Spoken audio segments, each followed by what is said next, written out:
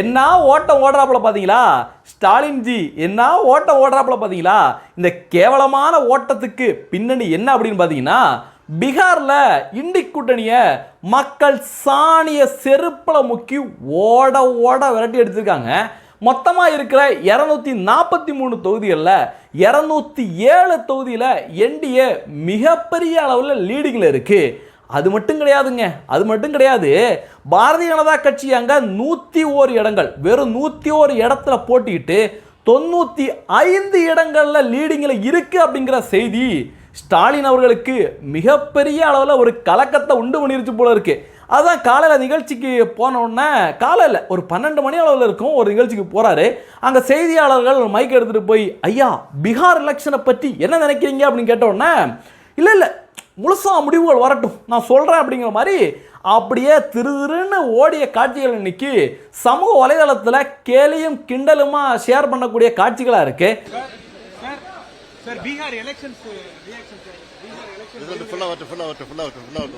பொதுவாகவே அவருடைய கையில் துண்டுச்சீட்டு இருந்திருக்காது. என்ன காரணம் அப்படின்னு சொல்கிறதுக்காக சமாளிக்கிறதுக்கு துண்டுச்சீட்டு இருந்திருக்காது. அதனால் அவர் அப்படியே நழுவி போன காட்சியெல்லாம் காண முடிஞ்சுது. இந்த தேர்தலை பொறுத்த அளவுக்கு பீகார் மக்கள் சரியான தீர்ப்பு கொடுத்துருக்காங்க. சாதாரண தீர்ப்பு கிடையாது, சரியான ஒரு தீர்ப்பு கொடுத்துருக்காங்க. ஏன்னா எதிர்கட்சியில் இருக்கிற இண்டி கூட்டணியினர், இந்த காங்கிரஸ் பயிர்வை எல்லாருமே வாக்குறுதிகளாம் அள்ளி இறைச்சாங்க. அதுவும் இந்த புண்ணாக்கு ஊழல் செய்த லல்லு பிரசாத்தோட ஒரு உதவாக்கிற மகன் இருக்கான் பாருங்க, அதனால தான் சிஎம் கேண்டிடேட்டு.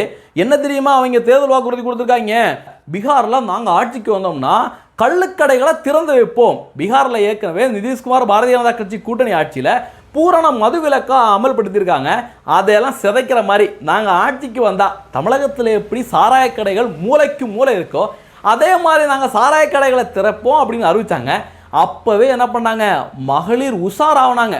அதுக்கப்புறம் மீண்டும் ஒரு அறிக்கை ஒன்று கொடுக்குறாங்க, இலவச அறிக்கை. என்ன தெரியுமா, நாங்கள் ஆட்சிக்கு வந்தோம்னா ஜனவரி 1ஆம் தேதி உங்கள் அக்கௌண்ட்டில் ஒவ்வொரு குடும்ப அக்கௌண்ட்லேயும் 30,000 ரூபா போடுவோம் அப்படின்னு ஒரு அறிக்கை வெளியிட்டாங்க.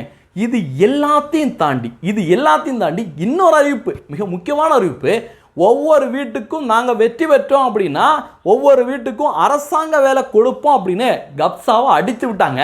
இந்த கப்சாவை எல்லாம் பீகார் மக்கள் கொஞ்சம் கூட காதில் வாங்காமல் பிரதமர் நரேந்திர மோடி அவர்கள் மீது மிகப்பெரிய மதிப்பு வச்சு இன்னைக்கு ஒரு மிக தெளிவான ஒரு தீர்ப்பு வழங்கியிருக்காங்க. இந்த தீர்ப்பை பார்த்தோம்னா இங்கே இருக்கிற பல பேர் பயங்கரமான வயிற்றுச்சலை வெளிப்படுத்திட்டு வராங்க. குறிப்பாக பப்பு ராகுல் பூந்தி 183 தொகுதிக்கு பிரச்சாரத்துக்கு போயிருக்காப்ல. அதில் 180 இடங்கள்ல என்டிஏ கூட்டணி மிகப்பெரிய வெற்றியை, வரலாறு காணாத வெற்றியை இன்னைக்கு பதிவு பண்ணியிருக்கு அப்படின்னு பீகார்லேருந்து வர்ற தகவல்கள் இன்னைக்கு வந்துட்டு இருக்கு. குறிப்பாக ஒரு ஜீப்பில் வாரிசுகள் எல்லாமே ஏறி ஒய்யாரமாக பீகாரில் பிரச்சாரம் பண்ணாங்கல்ல, அந்த ஃபோட்டோ இன்னைக்கு, இந்த ஃபோட்டோ பாருங்கள், இந்த கன்றாவியான ஃபோட்டோ இன்னைக்கு இணையதளத்தில் கேலியும் கூத்துமா மக்கள் இன்னைக்கு பயங்கரமாக காரி துப்பி ஷேர் பண்ணிட்டு வராங்க. என்னைய அனுப்பிச்சிட்டு இருக்கீங்க, வாரிசுகளை வச்சு ஒட்டுமொத்த இந்தியாவையும் சுரண்டலான்னு பார்க்குறீங்களா அப்படின்னு மக்கள் இன்னைக்கு உணர்வுபூர்வமான கருத்துக்களை பதிவு பண்ணிட்டு வராங்க. குறிப்பாக நம்ம ஸ்டாலின் ஐயா இருக்கார்ல, அவர் பீகாருக்கு பிரச்சாரத்துக்கு போனார். இங்கே இருந்துக்கிட்டு பீகார் மக்களை நாங்கள் துரத்தி விடுவோம், ஹிந்திக்காரனை துரத்துவோம், பானிபூரி அப்படின்னு பேசிவிட்டு ஸ்டாலின் அவர்கள் பீகாருக்கு பிரச்சாரத்துக்கு போனதோட லட்சணம் என்ன தெரியுமா, ஸ்டாலின் அவர்கள் பிரச்சாரம் பண்ண ஒரு இடத்துல கூட இந்த இண்டி கூட்டணி வெற்றி பெறவே இல்லை, மரண தோல்வி ஏற்பட்டிருக்கு. இந்த தோல்வி வந்த உடனே வழக்கமாக அவங்க சொல்லுவாங்கல்ல இண்டி கூட்டணியர், அதே மாதிரி புலம்ப தொடங்கியிருக்காங்க. தேர்தல் ஆணையம் சரியில்லை, வாக்கு திருட்டு நடந்திருக்கு, மிஷினில் பிரச்சனை அப்படின்னு மீண்டும் பேச தொடங்கியிருக்காங்க. அதுலேயும் பார்த்தீங்கன்னா இந்த நம்ம தமிழக காங்கிரஸ் கட்சியோட தலைவர் பேட்டரோடி என்ன தெரியுமா சொல்லியிருக்காப்புல, கேவலமான ஒரு பேட்டி கொடுத்துருக்காங்க. என்ன தெரியுமா சொல்லியிருக்காங்க, தோல்வின்னு சொல்ல முடியாது, வெற்றி வாய்ப்பை இழந்திருக்கிறோம் அப்படின்னு. கீழே விழுந்தாலும் மீசையில் மண்ணோட்டலை அப்படிங்கிற மாதிரி ஒரு மண்ணாங்கட்டி ஒரு விளக்கத்தை கொடுத்துருக்காப்புல காங்கிரஸ் கட்சியோட பேட்டரவுடி செல்வ பெருந்தகை. அடுத்து பார்த்தீங்கன்னா பீகாரில் லல்லுவோட உதவாக்கிற மகன் என்ன தெரியுமா, தோல்வி அடைஞ்சிட்டோம், கிட்டத்தட்ட ஒரு 30-33 இடங்களில் தான் லீடிங்கில் இருக்கிறோம் அப்படின்னு தெரிஞ்ச உடனே களத்திலிருந்து வரும் நிலவரப்படி ராஷ்டிரிய ஜனதாதள வேட்பாளர்கள் முன்னிலை வகிக்கின்றனர். ஆனால் தேர்தல் ஆணைய இணையதளம் என்டிஏ முன்னிலை வகிப்பதாக சொல்கின்றது அப்படின்னு. கேவலமா இவங்களுக்கு கொஞ்சம் கூட மண்டல மசாலா கிடையாது. வாக்குக்காக அதிகாரத்துக்காக மக்களை என்ன வேணாலும் பண்ணலாம், எப்படி வேணாலும் குழப்பலாம், நாட்டில் என்ன கலவரத்தை வேணாலும் உண்டு பண்ணலாம் அப்படிங்கிற மனநிலைமையில தான் இவங்க இருக்காங்க. அடுத்து பாருங்க, இந்த அகிலேஷ் யாதவ் என்ன தெரியுமா சொல்லிக்காப்ல, பீகார் தேர்தலில் தேர்தல் ஆணையத்தின் சதி அம்பலமாகிவிட்டது. மேற்கு வங்காளம், தமிழ்நாடு, ஊபி உள்ளிட்ட மாநிலங்களில் எஸ்ஐஆர் சதி வேலை இனி எடுபடாது அப்படின்னு கேவலமான ஒரு ஸ்டேட்மெண்ட்டை கொடுத்துருக்காங்க. தமிழகத்தில் ஏற்கனவே எஸ்ஐஆர் எடுக்க தொடங்கியிருக்காங்க. மக்கள் மிகப்பெரிய ஒத்துழைப்பு கொடுத்துட்ருக்காங்க. கிட்டத்தட்ட 85% மக்கள்கிட்ட அந்த ஃபார்மை கொடுத்து ஃபில் பண்ணி வாங்கியாச்சு அப்படின்னு தேர்தல் ஆணையமே சொல்லுது. ஆனால் இன்னமும் இவங்க எஸ்ஐஆர் தமிழகத்துக்குள்ளே நுழைய விட மாட்டோம் அப்படின்னு கதையை விட்டுட்டு இருக்காங்க. அடுத்து பார்த்தீங்கன்னா, பீகாரில் 39 தொகுதிகளில் இஸ்லாமியர்கள் அதிகம் வகிக்கிற தொகுதி. அந்த தொகுதியில் பாரதிய ஜனதா கட்சி 35 இடங்களில் வெற்றி பெற்றிருக்கு அப்படிங்கிற மிக முக்கியமான தகவல் ஒளி வந்திருக்கு. பாரதிய ஜனதா கட்சி சிறுபான்மையிற்கு எதிரான கட்சி, இவங்களுக்கு எதிரான கட்சி அப்படின்னு இவங்க உருட்டினதெல்லாம் பீகார்ல உடஞ்சு போயிருக்கு. அது மட்டும் கிடையாதுங்க, இந்த காங்கிரஸ் கட்சியோட மிக முக்கியமான தலைவர்களாக இருக்கிற பப்பு ராகுல் பூந்தியோட தங்கச்சி பிரியங்காவும் கட்சி தலைவர் அப்படிங்கிற அந்த தகுதிக்கே லாய்க்கு இல்லாதவங்க. இன்னைக்கு பீகார் தேர்தலோட எலெக்ஷன் முடிவுகள் வர இருக்கு.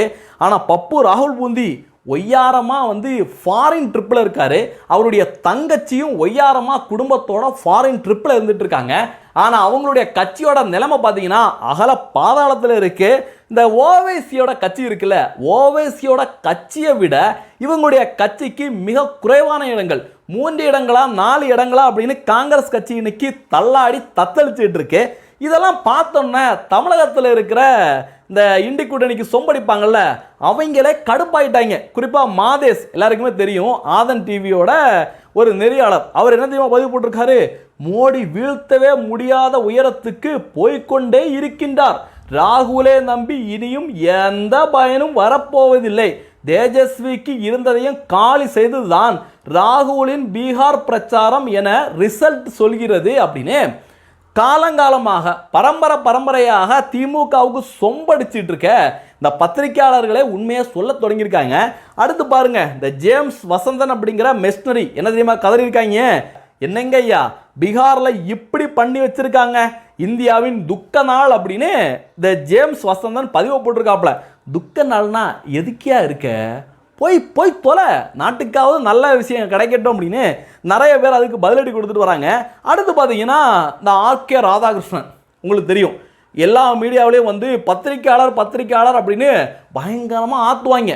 ஆனால் இந்த பத்திரிக்கையாளர் அப்படிங்கிற போர்வை இருந்துக்கிட்டு இந்த ஆர்கே ராதாகிருஷ்ணனோட வேலை என்ன தெரியுமா, திமுகவுக்கு சொம்படிக்கிறது. அதை தாண்டி இன்பா வரைக்கும் சொம்படிக்கிறது தான் இந்த ஆர்கேவோட வேலை. இந்த ஆர்கே நேற்று வரைக்கும் என்ன தெரியுமா சொல்லிட்டு இருந்தாங்க, கருத்து கணிப்புகள் எல்லாம் தவறு, கருத்து கணிப்புகள்லாம் பொய், பீகாரில் நிச்சயமாக இந்தியா கூட்டணி ஆட்சி அமைக்க போகுது, அங்கே மிகப்பெரிய வெற்றியை பரப்புறாங்க அப்படின்னு உருட்டினாங்க. இன்னைக்கு தோல்வி, மரண தோல்வி அப்படின்னு தெரிஞ்ச உடனே என்ன தெரியுமா சொல்லியிருக்காங்க, இது தேர்தலே கிடையாது, இனி தேர்தலுக்கான தேவையும் இந்தியாவில் கிடையாது அப்படின்னு கேவலமான ஒரு ஸ்டேட்மெண்ட்டை கொடுத்து வச்சிருக்காங்க. அதாவது காங்கிரஸ் கட்சி வெற்றி பெற்றா பிரதமர் நரேந்திர மோடி அவர்களோட மரண தோல்வி, பிஜேபி ஆட்சி போக போகுது அப்படின்னு உருட்டுவாங்க. ஆனால் இண்டி கூட்டணி வெற்றி பெற்ற உடனே தேர்தல் ஆணையம் சரியில்லை, இனிமேல் இந்தியாவில் தேர்தல் நடத்த வேண்டியதில்லை அப்படின்னு பயங்கரமாக உருட்டிட்டு இருக்காங்க. இவங்க இப்படி சொல்ல இந்த இண்டி கூட்டணியில் இருக்காங்கல்ல, அவங்கெல்லாம் தேர்தல் ஆணையத்தையும் தேர்தலில் ஓட்டிங் மிஷினையும் குறை சொல்ல பாரதிய ஜனதா கட்சிக்கு மிகப்பெரிய வெற்றி தொடர்ந்து வெற்றி கிடைக்க போகுது. என்ன காரணம் அப்படின்னா, இவங்க முழுக்க தேர்தல் ஆணையம் சரியில்லை, ஓட்டு மிஷின் சரியில்லை அப்படின்னு இவங்க சொல்ல இவங்களுடைய தொண்டர்கள் ஏற்கனவே அவங்க ஃபீல்டுக்கு போய் வேலை பார்க்க மாட்டாங்க, கட்ட பஞ்சாயத்தை பண்ணிட்டு வராங்க. ஆனால் மீண்டும் இவங்க சொல்ல அவங்க அதையே நம்பிக்கிட்டு, அப்பா நம்ம பப்பு ராகுல் பூந்தி எப்படியாவது தேர்தல் ஆணையத்தை மிரட்டிடுவார், இனிமேல் வாக்குச்சீட்டு முறையில் தான் நடக்கும் தேர்தல், இனிமேலாம் எப்படி இருந்தாலும் நடக்காது அப்படின்னு அவங்க மனசுக்குள்ளே கற்பனையை வளர்த்துக்கிட்டு மக்கள்கிட்ட போகிறதில்ல, மக்களுடைய பிரச்சனையை எடுக்கிறதில்ல. இதனால் மக்களுக்கு உண்மை தெரிஞ்சு போச்சு, இவங்க என்ன தான் கப்ஸா அடித்தாலும் தேர்தல் ஆணையத்தை குறை சொன்னாலும், யோ என்னையே அப்படி பொய் சொல்லிட்டு இருக்கீங்க அப்படின்னு மக்கள் இன்னைக்கு மிகப்பெரிய ஆதரவை பீகாரில் கொடுத்துருக்காங்க. இந்த ஒரு ஃபோட்டோவை பார்க்கலே உண்மையிலே அவ்வளோ சந்தோஷங்க. மனசுக்கு மிகப்பெரிய நிறைவு. பாருங்கள், ஃபுல்லாக காவியாக இருக்குது.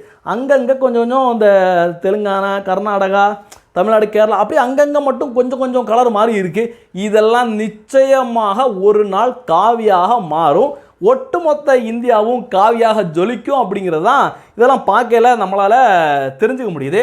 அடுத்து பார்த்தீங்கன்னா, தமிழகத்தில் இருக்கிற மீடியாலே மிகப்பெரிய ஒரு காமெடியான மீடியா, செய்தி மீடியா எதுன்னு பார்த்தீங்கன்னா இந்த கருணாநிதி டிவிக்காரன் காலையிலேருந்து நான் பொதுவாக அவங்களோட சேனலை கொஞ்சம் விரும்பி பார்ப்பேன். மனசு கொஞ்சம் சந்தோஷமாக இருக்கும் அவங்க கதறதை பார்க்கல. அவங்க ஒரு பதிவு ஒன்று போட்டிருக்காங்க. இந்தியா கூட்டணி 111 இடங்களில் லீடிங்கில் இருக்குது. என்டிஏ கூட்டணிக்கு 109 இடங்கள் தான் வந்து கிடச்சிருக்கு. அதனால் இந்திய கூட்டணி மிகப்பெரிய அளவு வெற்றி பெறப்போகுது அப்படின்னு பயங்கரமான கற்பனையில் அறிவாலயத்தில் உட்காந்து எடிட் பண்ணி போட்டுட்டு இருப்பான் போல இருக்கு. அந்த மாதிரி ஒரு கேவலமான வேலையை பார்த்து விட்டாங்க. இது இன்னைக்கு மிகப்பெரிய காமெடியாக போயிட்டு இருக்கு. அதுலேயும் பார்த்தீங்கன்னா, திமுகவை சேர்ந்த ரோட் சைட் பாரதி, ஆர்எஸ் பாரதியோட பையன் ஒருத்தன் இருக்கான்ல, அவன் ஒரு பதிவு ஒன்று போடுறான். என்ன அப்படின்னு பார்த்தீங்கன்னா, பீகாரில் காங்கிரஸ் கட்சிக்கு வெறும் 11 இடங்கள் தான் லீடிங் கிடச்சிருக்கு. அதனால் திமுக இந்த வாட்டி 11 இடங்கள் தான் தரும் அப்படிங்கிற மாதிரி கிண்டல் நக்கல் பண்ணி ஒரு பதிவை போட்டிருக்காங்க. அந்த ஆள் பதிவு போடலை, ஒரு 12 மணி இருக்கும் போல இருக்கு. இப்போ நம்ம வீடியோ எடுக்கையில் ஒரு 4 மணி. இப்போ பார்த்தீங்கன்னா, காங்கிரஸ் 5 இடங்கள் கிடைக்குமா, 3 இடங்கள் கிடைக்குமா, 2 இடங்கள்லாம் நிற்குமா அப்படின்னு அப்படியே ஐசியூவில் மூச்சை இழுத்துட்டு இருக்க மாதிரி ரொம்ப தள்ளாடிட்டு இருக்காங்க. எப்படியும் காங்கிரஸுக்கு இந்த வாட்டி திமுக 1 சீட்டா 2 சீட்டு கொடுக்குறாங்களா அப்படிங்கிறது மிகப்பெரிய சந்தேகமாக இருக்குது. இந்த பீகார் தேர்தலில் பப்பு ராகுல் புந்திருக்காருல, மிகப்பெரிய சாதனை பண்ணியிருக்காரு. மிகப்பெரிய ரெக்கார்ட் சாதனை பண்ணியிருக்காரு. பப்பு ராகுல் புந்தி பிரச்சாரம் பண்ணி காங்கிரஸ் கட்சி இதுவரைக்கும் 95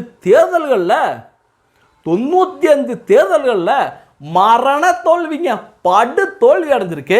இன்னொரு 5 தேர்தலில் மட்டும் பப்பு ராகுல் புந்தி பிரச்சாரம் பண்ணார் அப்படின்னா 100 தேர்தலில் பிரச்சாரம் பண்ணி 1ல் கூட வெற்றி பெறாத ஒரு மாபெரும் தலைவராக பப்பு ராகுல் புந்தி உயர்ந்து நிற்பாரு. இந்த பீகார் தேர்தல் முடிவுகளை கண்டு எல்லா தேசபக்தர்களும் என்ன போல மிகப்பெரிய சந்தோஷத்தில் இருந்துட்டு இருப்பீங்க.